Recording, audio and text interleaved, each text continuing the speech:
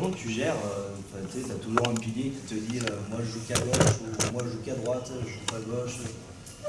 Comment tu... Alors, souvent c'est une histoire de jambes fortes là. Je sais pas si ça vous parle. C'est-à-dire que le mec qui est qu'à droite, c'est le gars qui est qu'à gauche, en général, c'est que sa jambe forte, c'est la jambe droite. Je sais pas, il y a un test tout con là où tu pousses le mec, il met son pied en appui derrière, normalement c'est la jambe, enfin je sais jamais, mais c'est la jambe qui lui permet d'être fort. Moi je sais que ma jambe forte, c'est la gauche, puisque je tape avec le pied droit. Un droitier, même s'il tape avec le pied droit, il se peut que sa jambe forte soit la droite. Parce que c'est sa jambe droite qui va être, il prend plus de pression que le gaucher, mais là-dessus. Donc pour le gaucher, si sa jambe gauche, c'est sa jambe forte, mécaniquement, il va avoir tendance à vouloir pousser avec sa jambe gauche. Ce qui fait que sa jambe droite va se tendre et il va toujours partir en travers et il va avoir le sentiment d'être en déséquilibre. C'est comme si je voulais pousser sur rien et je suis emmerdé. Donc ce qui veut dire que si c'est sa jambe gauche, il sera souvent en position de droitier. Pareil pour les deuxièmes lignes. Un deuxième ligne, normalement, sa jambe forte, c'est la jambe avec l'épaule avec laquelle il va pousser. Ça veut dire que toi, tu dois essayer d'identifier quelle est sa jambe forte. Tu lui demandes, t'es droitier ou gaucher? Le mec, s'il dit droitier, souvent, c'est la jambe gauche qui est forte, tu vois. Beaucoup de gens sont droitiers. Mais tu peux essayer de voir, pour que la jambe droite soit forte, souvent, il va prendre des pressions et c'est là où on va chercher à venir recoller et basculer son poids sur sa jambe forte. Pareil sur le droitier. Le droitier, souvent, les jambes gauches, va avoir tendance à vouloir positionner. C'est pour ça qu'il peut se faire ouvrir. C'est pour ça qu'il doit verrouiller. Il positionne son poids sur la jambe droite et il part.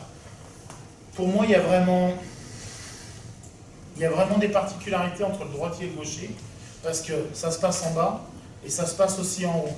À gauche, il y a cette notion de, ce que disait Lulu tout à l'heure, tête prise, tête libre. Vu que ton épaule gauche, elle est un peu dans le vide, tu es obligé de pousser qu'avec ton épaule droite, comme un troisième lignel.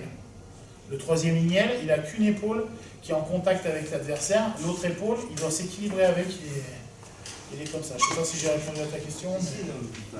Après, nous, quand on prend des jeunes, mettons, dès qu'on n'a pas le réflexe de dire t'es gaucher, t'es droitier, c'est quoi ta jambe forte, on dit le grand gros, tu vas jouer à droite, le petit gros, tu vas jouer à gauche. Et un peu pareil pour les deuxièmes lignes, quoi. Le plus long ligne. Tu peux essayer de les faire travailler justement là-dessus. Et quand tu seras en situation de 1 contre 1 ou de 1 contre 2, t'en mets 2, t'en mets un en face. Là, ils sont 2 contre 1, pardon. Lui, tu peux lui demander d'essayer de basculer son poids sur les jambes. À gauche, à droite. S'il tient, normalement, il pourra jouer à droite. S'il commence à être emmerdé, tu peux essayer de le passer à gauche. Le truc, c'est que le droitier, on lui demande en général de peu ou pas bouger. Donc c'est plutôt un mec qui va avoir de la force en isométrie, qui doit essayer de tenir.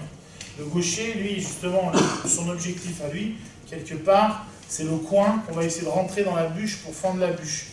Ça veut dire que lui, il va être censé essayer d'avancer et de centrer le droitier pour commencer à faire, à ébranler l'édifice pour qu'après tout le monde puisse avancer. Sur ce principe-là, tu les mets à 1 contre 1 et tu essaies de leur basculer les jambes. Naturellement, tu vas voir les mecs qui commencent à tomber, tu en as qui arrivent à tenir le truc, tu en as qui arrivent à redresser et tu pourras les aider là-dessus. Pareil sur les deuxièmes lignes.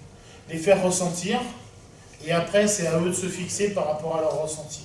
Après, parce que du coup, dans la formation des jeunes joueurs, est-ce qu'on, enfin, sur des cadets, sur des juniors, on est spécialiste, on fait Pour moi, la polyvalence. Ouais, Moi, je suis plus du coup, le prix, c'est de dire on ne spécialise pas le gaucher, le droitier, il tourne, il travaille sur... Tout à l'heure, c'est vrai qu'il a parlé d'une chose, c'est pour faire comprendre un peu les mécanismes des uns et des autres, que chacun puisse vivre au moins une fois une situation où il se retrouve gauche à droite, en deuxième ligne, en troisième lignel par rapport au pilier, tout ça. Et peut-être que dans la formation du joueur, il y a ces choses-là à mettre en place, quoi. Et pour moi, c'est qu'ils aient au moins 2 postes. Et on peut imaginer, comme tu dis, qu'on tourne tout le temps. Et bien sûr, ça risque de ralentir la performance, enfin, d'altérer la performance, mais sur la formation, c'est essentiel. Et pour répondre à ta question, à mon avis, c'est ce que tu fais, puisque tu l'as dit, bah, tu évites de trop spécialiser les mecs, parce qu'à un moment, une des bases, c'est s'adapter. La base au rugby, c'est s'adapter. Quoi qu'il arrive, on doit s'adapter à ce qu'on nous propose en face. Et donc, bah, c'est essayer de limiter ça. Et ce qu'il y a de sûr, et c'est pour ça que les mettre dans les pentes, moi je les déstabilise beaucoup. C'est-à-dire qu'à certains moments, je suis capable de dire sur une séance de mêlée, toi t'es troisième ligne, tiens, viens voir, tu vas te mettre en première ligne. Le mec il te regarde comme ça, il fait jamais fait. Ben, on va voir. On va voir, tu vas vivre le truc. Ce qu'il y a de sûr, c'est que ça éveille le seuil de vigilance de tout le monde, et si tout le monde est dans la bienveillance, il ne peut pas y avoir d'embrouille. Mais l'avantage, c'est comment ça les stimule, et ils commencent à vivre un peu les choses. Et oui, à mon avis, tu as la solution, c'est on évite de trop spécialiser. Mais ce qu'il y a de sûr, c'est que si vous avez des jeunes, moi je pense vraiment, il faut leur faire jouer un maximum de postes.